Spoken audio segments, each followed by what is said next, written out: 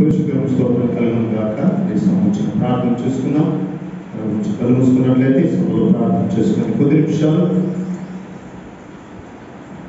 దేవుడు తన వాక్కు ద్వారా ఆయనతో మాట్లాడినట్లుగా దేవుని యందు శ్రద్ధ నిలిపి దేవుని సన్నిధిలో చేరి ప్రార్థించడం ద్వారా దేవుడు మనకు చేసే మేలు ఆశ్చర్య అద్భుత కార్యాలు ఎన్నో మన జీవితాల్లో మనం చూసుకుంటున్నాం.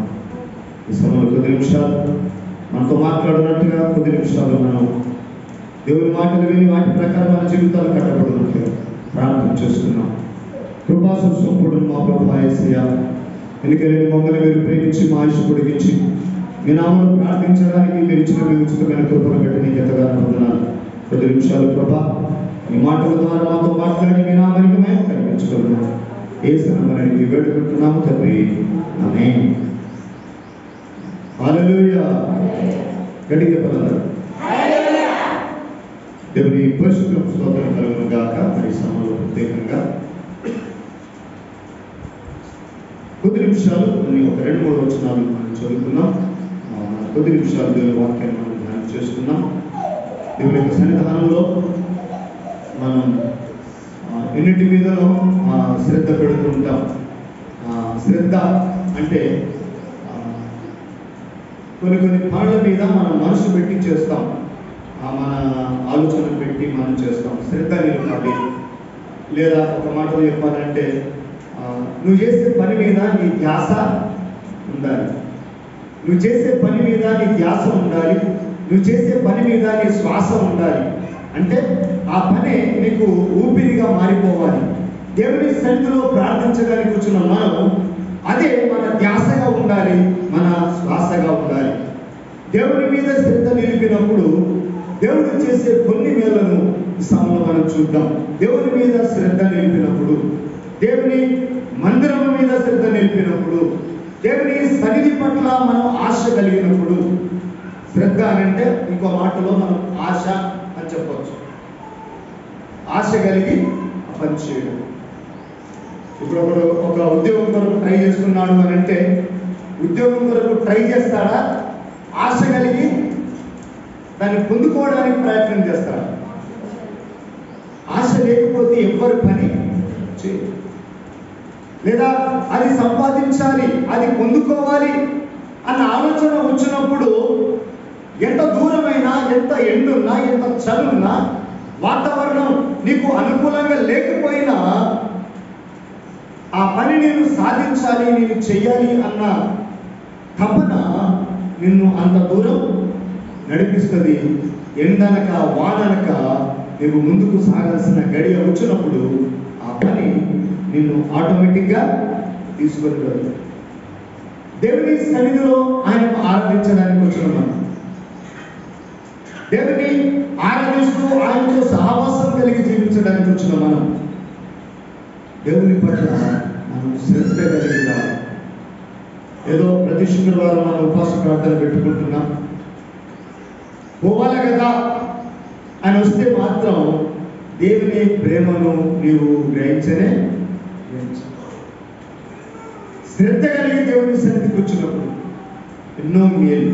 2-3 విషయాలు చెప్పి నేను ముగిస్తాను. శ్రద్ధ కలిగి దేవుని పట్ల శ్రద్ధ నిలిపితే, దేవుని పట్ల, దేవుని మీద నీవు శ్రద్ధ నిలిపితే జరిగే కార్యాలు ఏంటి అని ఒక 2-3 విషయాలను జ్ఞాపకం చేస్తాను. మీద బైబిల్ యోబు గ్రంథం 1వ అధ్యాయము, యోబు గ్రంథం 1వ అధ్యాయము దయచేసి 8వ వచనం ఒకసారి మనం చదువుకుందాం.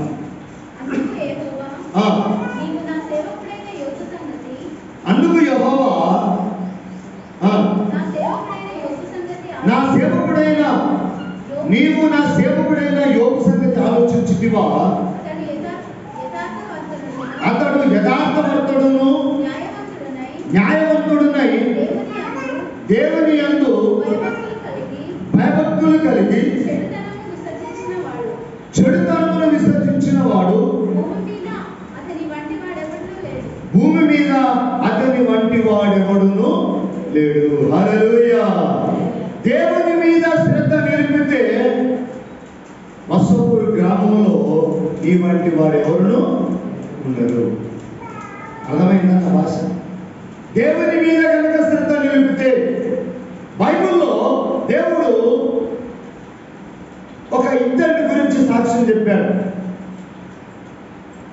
యోబు గురించి సాక్ష్యం చెప్పాడు. మోషే కంటే ముందు యోబు ఉన్నాడా, యోబు కంటే ముందు మోషే ఉన్నాడా? బైబిల్ వ్రాయబడిన గ్రంథాలన్నిటిలో కల్లా ముందుగా వ్రాయబడిన గ్రంథం యోబు గ్రంథం.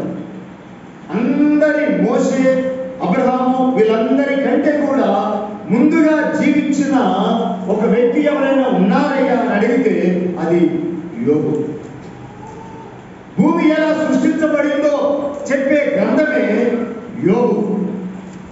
26వ అధ్యాయం చూస్తే భూమి దేవుడు నీళ్ల పైన వేలాడ చేశాడు, నీళ్ల పైన వేలాడ చేశాడు. ఈ గ్లోబ్ అంతా కూడా లేదా ఈ సర్వ భూమి కూడా దేవుడు చేసి దానిని నీళ్ల పైన వేలాడ చేశాడు. ఇదంతా కూడా సైంటిఫికల్ గా శాస్త్రవేత్తలు ఎక్కడి నుంచి ఇవన్నీ చెప్పారంటే బైబిల్ చదివి బైబిల్ గ్రంథంలో ఉండే ఇవన్నీ కూడా ప్రపంచానికి బయట పెట్టినప్పుడు అలానే ఐన్స్టీన్ బల్బు కనుక్కున్నాడు, ఆయనలో వెలుగుండదు, ఆ వెలుగే మనుషులకు జీవం ఉండదు. ఆ వెలుగు ఐన్స్టీన్, ఈ బల్బును కనుక్కున్న ఐన్స్టీన్ లేదా థామస్ ఆల్వా ఎడిసన్ వీరందరూ కూడా క్రైస్తవ భక్తి కలిగిన కుటుంబంలో పుట్టిన వారే. పెద్ద పెద్ద సైంటిస్టులు అందరూ కూడా ఈరోజు సెల్ ఫోన్ కావచ్చు, ఈరోజు ల్యాండ్ ఫోన్ కావచ్చు, ఈరోజు మనం వాడే ప్రతి వస్తువులన్నీ కూడా మనిషి కనుగొన్నదే. పట్టు చీరలు, పట్టు వస్త్రాలు ఎక్కడి నుండి వచ్చినవన్నీ? భూమిలో నుండే. భూమిలో నుంచే భూమి వస్తుంది, భూమిలో నుంచే మనం తొడుక్కునే బట్టలు కూడా వస్తుంది. ఒకవేళ నీకు ఎక్కడ భూమి ఉందనుకో, వామో భూమిలో నా కొరకు మంచి మంచి దేవుడు పట్టు చీరలు పెట్టుకుంటాడని దొరికితే నీకు దొరికితే దానికంటూ ఒక ప్రాసెస్ పెట్టాడు దేవుడు. అందుకనే దేవుని మీద శ్రద్ధ నిలిపినప్పుడు నువ్వు పని చేయగలుగుతావు, దేవుని మీద శ్రద్ధ నిలిపినప్పుడు నువ్వు ప్రార్థన చేయగలుగుతావు. ఆ ప్రార్థన చేసే ఆ క్రమములో దేవుడు నిన్ను గురించి ఇచ్చే సాక్ష్యం ఏంటో తెలుసా? ఇదే అంటాడు. ఈ డిస్కషన్ అంతా పరలోక రాజ్యంలో సాతానుకు దేవునికి మధ్య జరుగుతున్న సంభాషణ. ఈ సంభాషణ మధ్యలో అందుకు యెహోవా 8వ వచనం, అందుకు యెహోవా నీవు నా సేవకుడైన యోబు సంగతి ఆలోచించితివా? దేవుని ప్రియమైన వాళ్ళు ఒకసారి చూడండి, ఒకసారి మీ ధ్యానం దేవుని మందిరంలో ఉంచండి, ఒకసారి దేవుని వాక్యం పట్ల మీ మనసు ఉంచండి. అందుకు నా సేవకుడైన యోబు సంగతి ఆలోచించితివా? ఎవరితో ఎవరి గురించి మాట్లాడుతున్నారండి? దేవుడైన యెహోవా యోబును ఉద్దేశించి, భూమి మీద ఉన్న యోబును ఉద్దేశించి సాతానుతో మాట్లాడుతున్నాడు. అందుకు సాతానుతో యెహోవా అంటున్నాడు, నీవు నా సేవకుడైన యోబు సంగతి. దేవుని ప్రేమైన వాళ్ళారా, నీవు దేవుని యందు శ్రద్ధ నిలిపితే నీ డిస్కషన్ ఎక్కడ వస్తుందో తెలుసా? చెప్పాలి. నువ్వు దేవుని యందు శ్రద్ధ నిలిపితే, నువ్వు దేవుని యందు భయభక్తి కలిగి జీవిస్తే, నువ్వు దేవుని సన్నిధిని నిర్లక్ష్యం చేయకపోతే, నీవు దేవునితో సహవాసం కలిగి జీవించగలిగితే, నా దేవుడు సజీవుడు, ఆయన మాట దేవుని యొక్క ఆ వాక్యానుసారమైన జీవితాన్ని నేను జీవించాలన్న ఆ శ్రద్ధ కలిగి జీవిస్తే నీ సంభాషణ ఎక్కడ రావాలి? పరలోక రాజ్యంలో నీ టాపిక్ రైస్ కావాలి. హల్లెలూయా. యోబు భక్తిగా భూమి మీద జీవించినప్పుడు, యోబు భూమి మీద దేవుని యందు శ్రద్ధ నిలిపినప్పుడు, యోబు దేవుని గురించిన ఆశ కలిగి ఉన్నప్పుడు ఆయన గురించి భూమి మీద మాట్లాడేటోడు ఎప్పుడు లేడు. కానీ ఎవరు మాట్లాడుతుందో తెలుసా? దేవుడు మాట్లాడుతున్నాడు. హల్లెలూయా. దేవుని ప్రేమిన వల్ల నీవు దేవుని మీద శ్రద్ధ నిలిపితే నీ టాపిక్ ఎక్కడ రావాలి? దేవుని దగ్గర రావాలి. హల్లెలూయా. ఈరోజు దేవుని దగ్గర మన టాపిక్ వచ్చే ఆ శ్రద్ధ, ఆ విశ్వాసము, ఆ ప్రార్థన ఈరోజు మనం కలిగి జీవిస్తున్నామా? నువ్వు ఎప్పుడు వెళ్ళని ఇంకో గలికి వెళ్ళి ఒకసారి నువ్వు వెళ్ళి ఇంటికి వచ్చే లోపల నిన్ను గురించి ప్రచారం మిగతా గల్లీలు అంతటికీ వెళ్ళిపోతుంది. కానీ ఒక్కసారి నువ్వు దేవుని మందిరానికి వచ్చి ప్రార్థించి చూడు, ఆ నీ నడక, నీ ప్రార్థన దేవదూతల మధ్యలో దేవుడు నిన్ను కూర్చున్న ఆలోచన దేవుడు చేస్తాడు. హల్లెలూయా. దేవుని ప్రేమైన సంగమా, దేవుని ప్రేమైన దేవుని బిడ్డలారా, ఈరోజు నిన్ను కూర్చున్న సంభాషణ పరలోక రాజ్యంలో రావాలంటే నీవు దేవుని యందు శ్రద్ధ నిలిపే విశ్వాసిగా ఉండాలి. మొదటిది. రెండవదిగా దేవుని కూర్చిన ప్రార్థన నువ్వు చేయగలిగిన బిడ్డగా ఉండాలి. ఇంకా యోగ సంగతి ఇంకా డిస్కషన్ చేసుకుంటూ వెళ్తే చాలా ఉన్నాయి. ఒక తండ్రిగా ఆయన కొడుకుల కొరకు, కూతుళ్ళ కొరకు పొద్దున్నే వేకువజామునే లేచి ఆయన వాళ్ళ కొరకు బలులు అర్పించేవాడు. తన బిడ్డల కొరకు, తన కూతుళ్ళ కొరకు, తన కొడుకుల కొరకు వేకువజామునే లేచి దేవునికి ప్రార్థన చేసేవాడట. ప్రార్థన చేసే యోగుల సంగతి, దేవునికి బలు అర్పించే యోగ సంగతి, దేవుని మీద శ్రద్ధ నిలిపే యోగ సంగతి, ఆయన సంగతి ఎక్కడ వినబడుతుంది? ఎక్కడ వినబడుతుంది? పరలోక రాజ్యంలో మూడో వ్యక్తి దేవునికి చెప్పట్లే. ఎవరు చెప్తున్నారు? దేవుడే చెప్తున్నాడు యోగును ఉద్దేశించి. ఈరోజు ప్రార్థన చేయడానికి వచ్చిన నీవు, నీ టాపిక్ ఎవరి ద్వారా బయటకు రావాలి? దేవుని ద్వారా బయటకు రావాలి. హల్లెలూయా. అలాంటి శ్రద్ధ నీవు దేవుని మీద నిలపగలుగుతున్నావా? నీ కుటుంబం మీద నీకున్నంత శ్రద్ధ, నీ ఒంటి మీద నీకున్నంత శ్రద్ధ, నీ బట్టల మీద నీకున్నంత శ్రద్ధ, నీ డబ్బు మీద నీకున్నంత శ్రద్ధ, అవి తాత్కాలికమైనవే. మనం వేసుకునే ఈ బట్టలు, మనం కట్టుకునే ఇల్లు, మనం నివసించే ఇల్లు, మనం సంపాదించే సంపాదన, ఇదంతా తాత్కాలికమైన శ్రద్ధ. ఏం శ్రద్ధ అండి ఇదంతా? తాత్కాలికమైన శ్రద్ధ, టెంపరరీ. ఒక మాటలో చెప్పాలంటే ఇప్పుడు ఉద్యోగాలు వస్తున్నాయి. ఇప్పుడు చేసే ఉద్యోగాలు చాలా మంది కాంట్రాక్ట్ ఉద్యోగస్తులు ఉన్నారు. కాంట్రాక్ట్ అంటే టెంపరరీ, మన ఇష్టం ఉంటే నీతో ఉద్యోగం చేయించుకొని పైసలు ఇస్తాడు, లేకపోతే లేదు. టెంపరరీ జాబ్, టెంపరరీ ఆ యొక్క ఉద్యోగము, తాత్కాలికమైన డబ్బు, తాత్కాలికమైన ఇల్లు, తాత్కాలికమైన అందం, తాత్కాలికమైన మన బట్టలు, తాత్కాలికమైన మన హోదా, మన అంతస్తులు, వీటిని గురించి దేవుడు చూడట్లేదు. కానీ దేవుని పట్ల నీకున్న ప్రార్థనా జీవితము, హల్లెలూయా, దేవుని పట్ల నీకున్న ఆశ, దేవుని పట్ల నీకున్న మనస్సు, వీటిని యోబు జీవితంలో దేవుడు చూసి పరలోక రాజ్యంలో దేవుడు నా యోబు సంగతి ఆలోచన చేసేవారు. మనందరి పేరు చెప్తే మన టైం అంతా సరిపోదు కనుక ఒక్కొక్కరి పేరు చెప్పి పరలోక రాజ్యంలో దేవుడు నా పేరు చెప్పి సాతానుతో నా విషయంలో కొట్లాడాలి అన్న అంత భక్తి విశ్వాసాలు ఈరోజు మనకు ఉన్నాయా?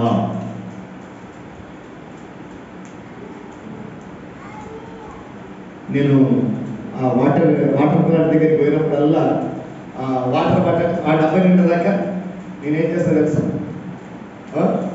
చెప్పాలి మీరు, మీరేం చేస్తారు? ఆ డబ్బా పెట్టి బహుశా ఒక ఆశ చూస్తారేమో, కానీ నేను ఆ డబ్బా నిండేదాకా ఆడొక రాయి పెట్టిరు, ఆడొక రాయి పెట్టిరు, ఆ పేర్లన్నీ చదువుకపోయినప్పుడు అంటే వాళ్ళను అరే వాళ్ళ వల్ల టైం లేదు అయింది, వాళ్ళ వల్ల టైం లేదు అయింది, వాళ్ళు పోయినా ఆ బోర్డు మాత్రం. నేనేమంటాను అంటే యోబుకు ఎన్ని శ్రమలు కష్టాలు వచ్చినా పరలోక రాజ్యంలో ఆయన పేరు వినబడిన పేరు ఎప్పటికీ పోదు. హల్లెలూయా. అందుకని ఆయన జీవ గ్రంథంలో వ్రాయబడే విశ్వాసం మీద ఉండాలి. దేవుని మీద నువ్వు శ్రద్ధ నిలిపితే పరలోక రాజ్యంలో నీ పేరు మారుమ్రోగాలి. దేవుని సన్నిధిలో నువ్వు ప్రార్థన చేసే బిడ్డవైతే నీ పేరు పలానా సిస్టర్ అయ్యగారు చెప్పడం కాదు, అమ్మగారు చెప్పడం కాదు, పలాని అక్క, పలాని చెల్లి, పలాని సిస్టర్, పలాని పలానోళ్ళు మన గురించి చెప్పుకుంటున్నారని సంతోషించడం వేస్తారంతా. రేపు నీ పేరు చెప్పి సంతోషించడం వల్లే, నీ పేరు చెప్పి వాళ్ళు సంతోషించడం వల్ల ఏమంటారు తెలుసా?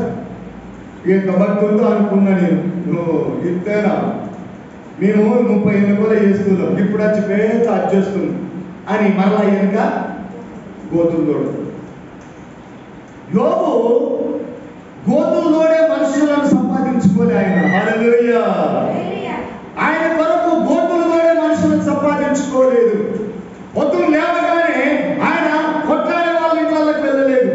పొద్దులు లేవగానే ఆయన మొదటిగా అక్క, తమ్మి, అన్న అందరు బాగురా, లేచిరా లేదా, పోయినా కానీ ఆయన ఎవరిని అడగలేదు. కానీ లేవగానే ఆయన చేసిన పని ఏంటో తెలుసా? ఆయన తన పిల్లల కొరకు ప్రార్థన. హల్లెలూయా. ఒకసారి చేద్దామా? యోబు పేరు పరలోక రాజ్యంలో రావడానికి గల చిన్న రీజన్ ఏంటో చెప్పండి. దేవుని మీద ఆయన శ్రద్ధ నిలిపారు. సింపుల్. దేవుని మీద శ్రద్ధ నిలిపినందుకు ఆయన పేరు పరలోక రాజ్యంలో దేవుడే ఆయన పేరెత్తి సాతానుతో మాట్లాడుతున్నాడు. నా సేవకుడైన యోబు సంగతి ఆలోచన చేసిదివా అని అంటే ఇంకేమంటాడు అక్కడ? అందుకు యెహోవా నీవు నా సేవకుడైన యోబు సంగతి ఆలోచించిదివా, అతడు యథార్థవర్తనుడును న్యాయవంతుడునై దేవుని యందు భయభక్తులు కలిగి చెడుతనము విసర్జించిన వాడు భూమి మీద అతని వంటి వాడెవడును లేడు. హల్లెలూయా. దేవుని యందు శ్రద్ధ నిలిపితే జరిగే పరిణామాలు ఏంటి అని అంటే, పరలోక రాజ్యంలో నీ పేరు పలకబడుతుంది. అప్పుడప్పుడు పెన్షన్లకు, ఇక్కడ పెన్షన్ ఎంతమంది తీసుకుంటారు? పెన్షన్, గవర్నమెంట్ ఇచ్చే పెన్షన్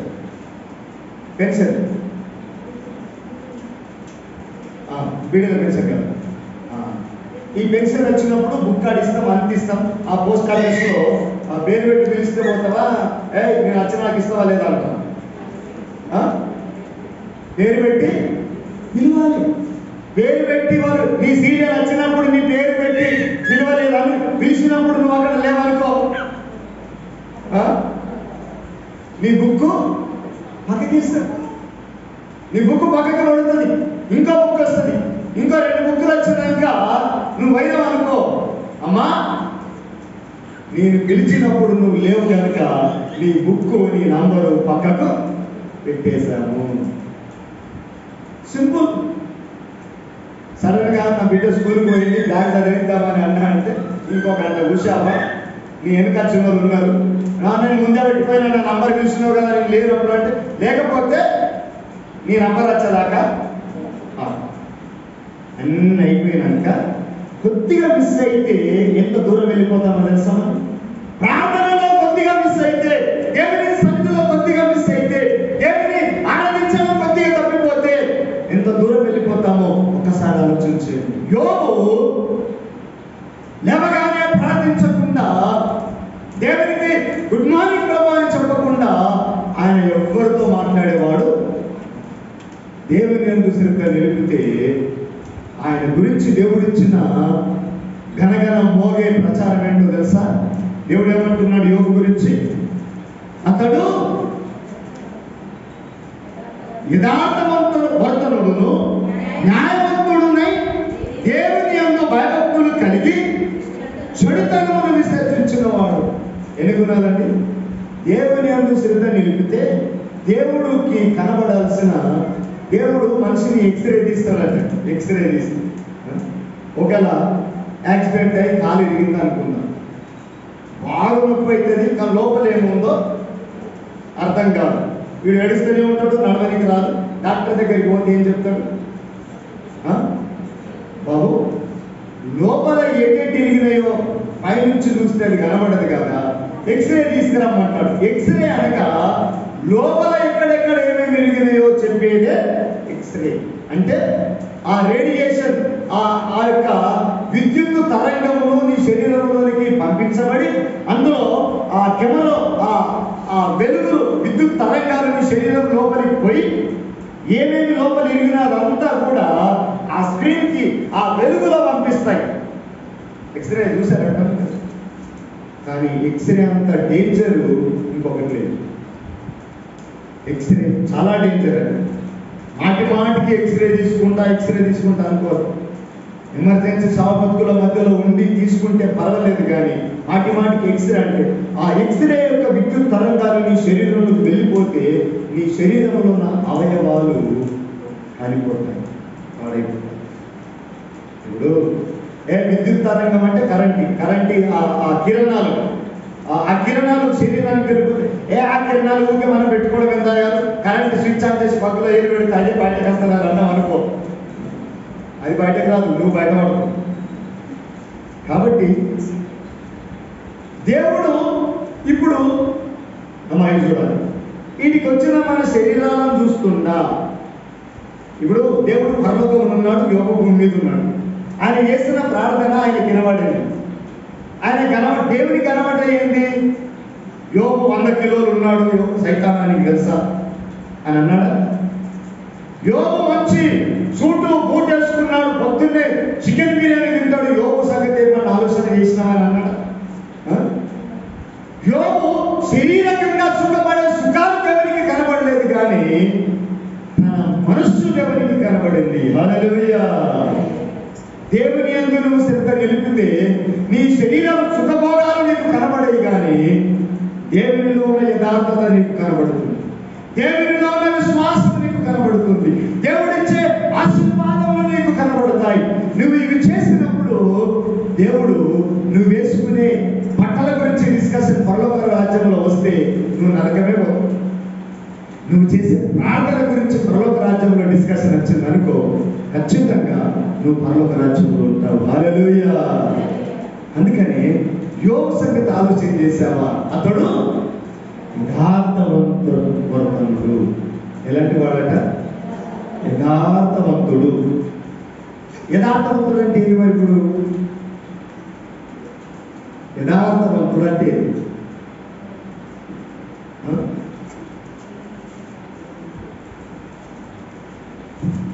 యథార్థవంతుడు.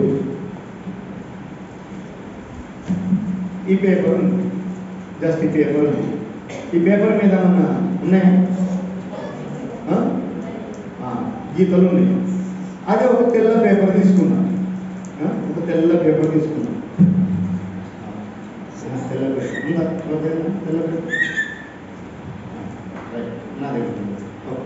ఈ తెల్ల పేపర్ ఉంది.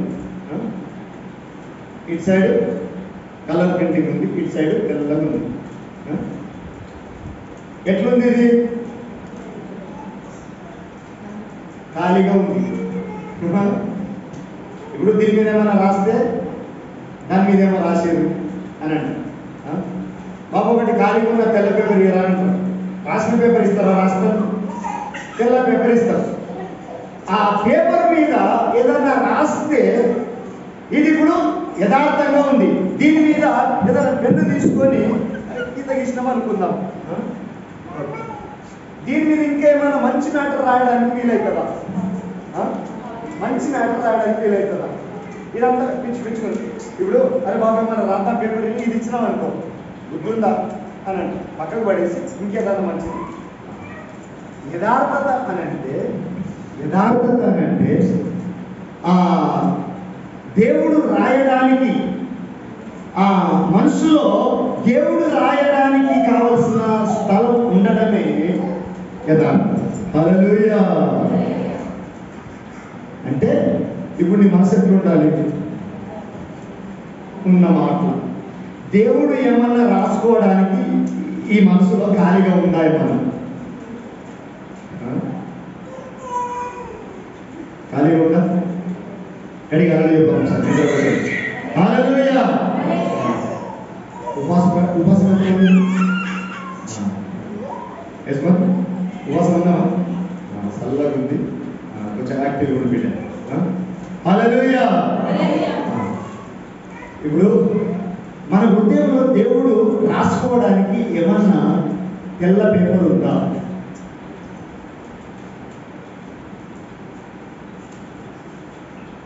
దేవుడు ఏమన్నా రాసుకొని చదువుకోవడానికి ఏమన్నా ఉందా? ఉందంటారు. సంతోష లేదు. ఎస్, ఆమెకే కాదు, ఇప్పుడు ఎవరికి. కానీ అలా ఉండడానికి ప్రయాసపడుతున్నాం, ప్రార్థన చేస్తున్నాం. కానీ యోబట యథార్థవంతుడు, ఇంకేమంటాడు?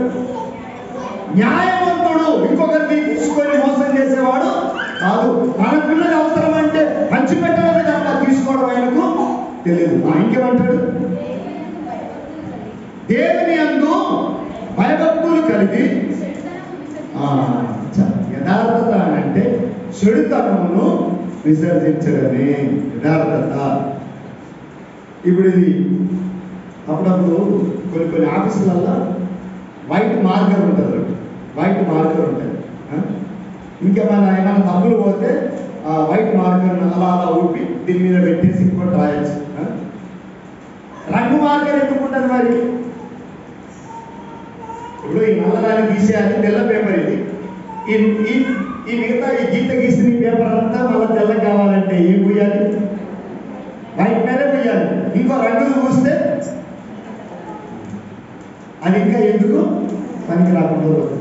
కాబట్టి మనం మన చెడుతనం మీద దేవుని యొక్క పరిశుద్ధతను మనం కలిగి దేవుని మీద శ్రద్ధ నిలిపినప్పుడు, మనలో ఉన్న చెడుతనమును కొట్టివేసినప్పుడు, ఇప్పుడు ఈ గీతలను కొట్టి చెడుతనగా అనుకుందాం. దీని మీద ఇది వెళ్ళిపోవాలి అంటే వైట్ పెన్ అని ఆ తెలుపు స్కెచ్ పెన్తో, దీని మీద స్కెచ్ పెన్ అంటే కలర్లే గుర్తొస్తాయి మనకు, తెలుపు స్కెచ్ కూడా ఉంటుంది. ఆ తెలుపు స్కెచ్ పెన్నుతోని దీని మీద గీస్తే ఈ గీతలు వెళ్ళిపోతాయి, మళ్ళా కొత్త మ్యాటర్ ఇంకేమైనా. కాబట్టి యథార్థంగా నీ చెడుతనమును విసర్జించి దేవుని మీద శ్రద్ధ నిలిపినప్పుడు నీ పేరు పరలోక రాజ్యంలో మారుమోగుతుంది. దేవుని ప్రేమైన దేవుని బిడ్డల, మన పేరు పరలోక రాజ్యంలో ఉంచటంత శ్రద్ధ ఈ భూమి మీద దేవుని మీద పెట్టి బ్రతుకుతున్నామా? దేవుని మీద పెట్టి బ్రతుకుతున్నామా? పాపంలో పుట్టినవాడు యోబు, తల్లిదండ్రులకు పుట్టినవాడు యోబు. ఆయన నివసించిన ఆ ఊసు దేశంలో, ఆయన నివసించిన ఆ ప్రాంతంలో తనంత ధనవంతుడు ఎవరు లేరు. కానీ ఏనాడు కూడా ఆయన విర్రవీగలేదు. ఎన్ని జతలు ఎత్తారు? వేల జతలు ఎట్లు, వేల జతల గొర్రెలు, అంతమంది. ఒకసారి 3వ వచనం చదువుదాం ఒకసారి, లేదా 2-3 వచనాలు. 7 కుమారులు 3 కుమార్తెలను కలిగిరి. అంటే టోటల్ గా ఫ్యామిలీ ఎంత? 7, 3, 10, 2, 12. భార్య భర్తలు ఇద్దరు, 7 కుమారులు, 3 కుమార్తెలు. ఇంకా 2వ వచనం చూడు. అతనికి 7 కుమారులు. ఇప్పుడు 3వ వచనం. అతనికి 7 కుమారులు, 7,000 గొర్రెలు, 3 బిడ్డలకు తగ్గట్టుగా మళ్ళా 3,000 ఒంటెలను, 500 జతల ఎడ్లు, 500 ఆడుగాడుదలు. అంటే ట్రాన్స్పోర్టేషన్ మోయడం కోసం, అంటే బస్సు, ఆ దినాల్లో బస్సులు, విమానాలు, బైకులు, హోండా, మారుతి కార్లు ఏమి లేవు. గాడిదలు వాడుకునే వాళ్ళు అప్పుడు సామాన్లు పట్టి మోసుకుపోతారు. మన ఊళ్ళలో మహబూబ్ నగర్ నుంచి గొర్రెల కాపర్లు వస్తారు, గొర్రెలు పెట్టుకుంటూ. అలాంటి ఒక గాడిద ఉంటుంది. ఆ గాడిద మీద సంచిన సామాన్ అంతా ఆ రోజు గాడిదలను వాడుకునేవారు. ఎడారిలో ఒంటెలను వాడుకునేవారు. ఒంటెలను 500 జతల ఎడ్లను, 5,000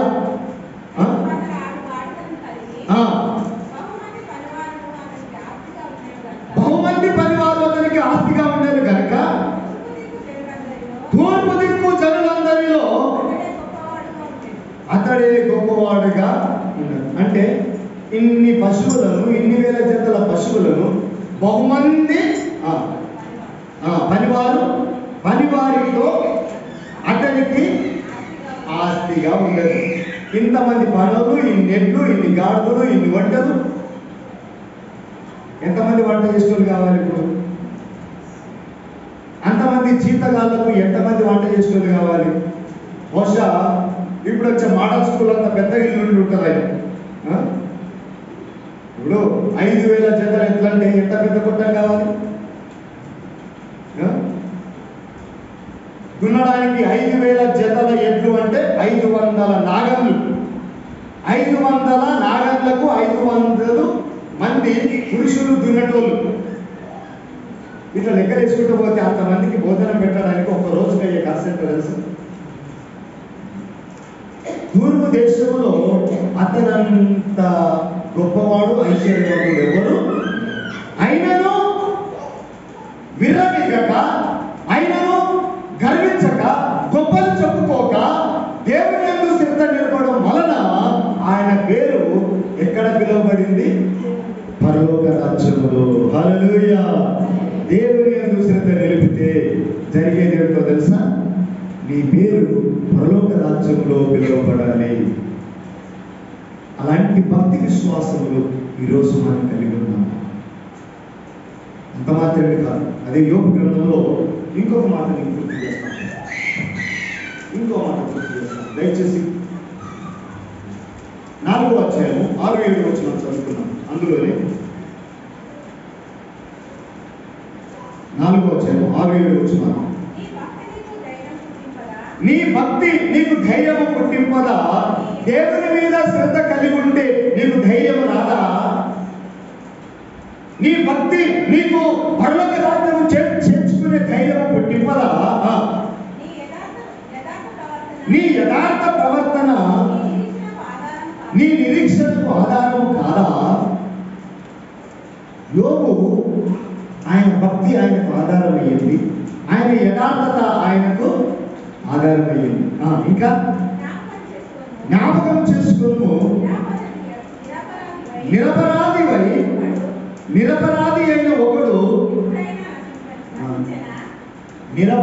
అయిన ఒకడు ఎప్పుడైనా నశించనా? ఒకవేళ యోబు కనుక నిరపరాధి అంటే అపరాధం లేనివాడు, తప్పు చేయని వాడు ఎక్కడైనా నశించాడా? ఎక్కడ నశించాడు? యోబు తప్పు చేయలేదు, పాపం చేయలేదు, యథార్థంగా ఉన్నాడు. దేవుని మీద శ్రద్ధ నింపినప్పుడు ఇంకేమంటాడు? యథార్థ వర్తనులు ఎక్కడనైనా నిర్మూలమైనా. ఇంచుమించు 4,000 సంవత్సరాల క్రితం, నేను అనుకుంటా ఇంకా ముందే 5,000 సంవత్సరాల క్రితం, అంటే క్రీస్తుపురం 5,000, అగో 5,000, ఇగో 2,000, అంటే ఇంచుమించు 7,400 సంవత్సరాలకు పూర్వము జీవించిన యోబు సంగతి, ఆయనకున్న భక్తి సంగతి, ఆయనకున్న 5,000 జతల ఇట్ల సంగతి, ఆడుగాడుల సంగతి, గొర్రెల సంగతి, ఒంటెల సంగతి 7,000 సంవత్సరాల అవతల ఉన్న మనము ఆలోచన చేస్తున్నామంటే ఆయన భక్తి 1,000 సంవత్సరాలుగా మనకు మాదిరిగా ఉంది. అందుకని దేవుని మీద నువ్వు శ్రద్ధ నిలిపితే మనం చచ్చిపోయినా బతికినా మన తర్వాత రానున్న దినాల్లో 7,000 సంవత్సరాల తర్వాత అయినా మన గురించి చెప్పుకుంటూ ఉన్నాడా?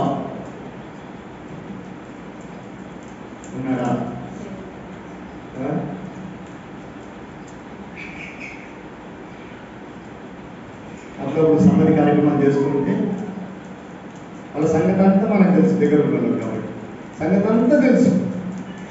ఇక అందరు పెడతారు కదా, కీర్తి శేషులు అని పెడతారు. పక్కన కీర్తి శేషులు అంటే ఏమి మిగిలిచిపోయినాడు?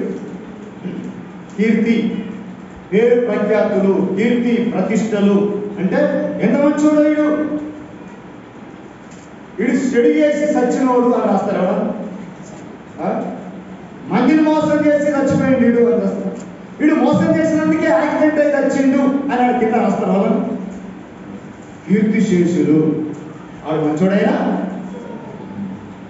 గమనించండి దేవుని ప్రేమైన వాళ్ళ, 7,000 సంవత్సరాల క్రితం జరిగిన హిస్టరీ యోబును గురించి, ఆయన తర్వాత పుట్టిన మనం, 7,000 సంవత్సరాల అవతల పుట్టిన మనము ఈ జీవ గ్రంథంలో రాయబడిన ఒక యథార్థవంతుల గురించి చదువుకుంటున్నాము అని అంటే ఆయన ఎంత తెల్ల పేపరో ఒకసారి ఆలోచించండి.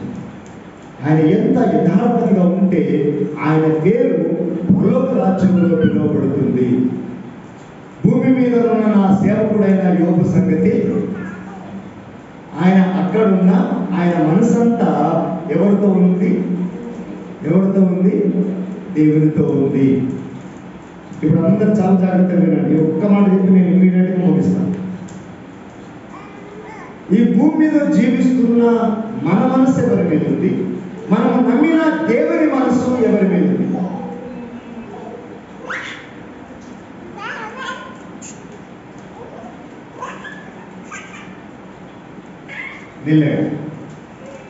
మన మనసు ఎవరి మీద ఉంది?